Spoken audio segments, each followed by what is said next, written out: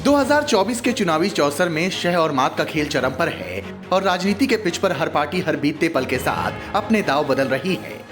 और इस शहमात के खेल का अखाड़ा बना है देश का सबसे बड़ा सूबा यानी कि उत्तर प्रदेश, जहां देर रात मायावती के ट्वीट ने सियासी पारा हाई कर दिया। मायावती ने फैसला लेते हुए अपने भतीजे आकाश आनंद को अपने उत्तराधिकारी घोषित करने का फैसला वापस ले लिया और परिपक्वता यानी मैच्योरिटी की कमी बताकर पार्टी के नेशनल कोऑर्डिनेटर पद को अपने भतीजे से छीन लिया। देश में लोकसभा चुनाव के तीसरे चरण की वोटिंग खत्म होने के चंद घंटे बाद ही मायावती के इस ऐलान ने पार्टी कार्यकर्ताओं, राजनीतिक दलों और विश्लेषकों को हैरत में डाल दिया है। अब सवाल उठने लगे कि आखिर ऐसा क्या हुआ कि मायावती ने अपने भतीजे आकाश आनंद के खिलाफ इतना बड़ा एक्शन ले लिया। तो इसके पीछे की सबसे बड़ी वजह है उनका ये बयान।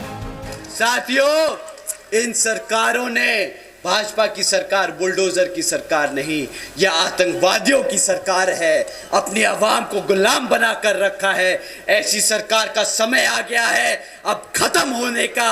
और यहाँ पर बहुजन समाज पार्टी की सरकार बनाकर, बहन जी को प्रधानमंत्री बनाकर यहाँ पे उत्तर प्रदेश में बहुजन समाज पार्टी का राज कायम करने का।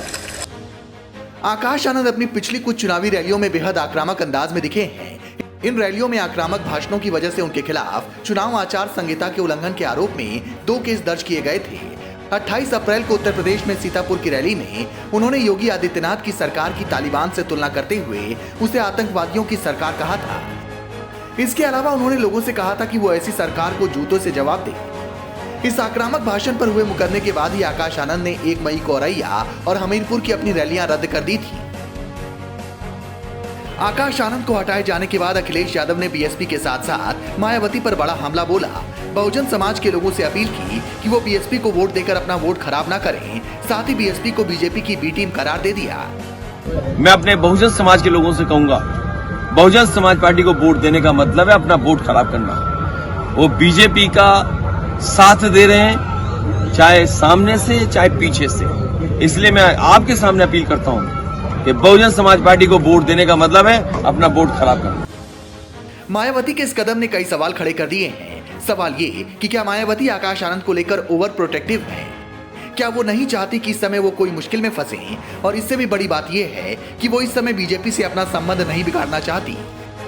सब कुछ सही चल रहा था। आकाश लगातार आक्रामक भाषण के जरिए बीजेपी और इंडिया गठबंधन पर हमलावर थे, बीएसपी में नई जान फूंक रहे थे। लेकिन एक भाषण ने उनके राजनीतिक करियर को खतरे में डाल दिया, जिसके बाद मायावती समझ गईं कि अगर आकाश को नहीं रोका तो फिर 2024 का लोकसभा चुनाव आकाश के राजनीतिक करियर का आखिरी चुनाव बन जाएगा। क्योंकि अगर यूपी पुलिस ने कार्रवाई की तो फिर आकाश को जेल की हवा खानी पड़ेगी और उनका राजनीति में बढ़ता कद थम जाएगा।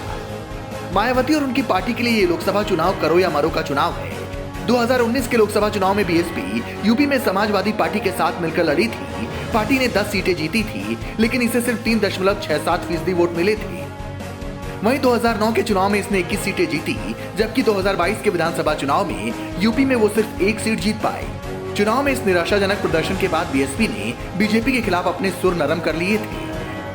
आपको क्या लगता है कि यूपी की योगी पुलिस के खौफ से बचाने के लिए मायावती ने आकाश को हटाया है? कमेंट कर जरूर बताएं। Bureau report, police media news.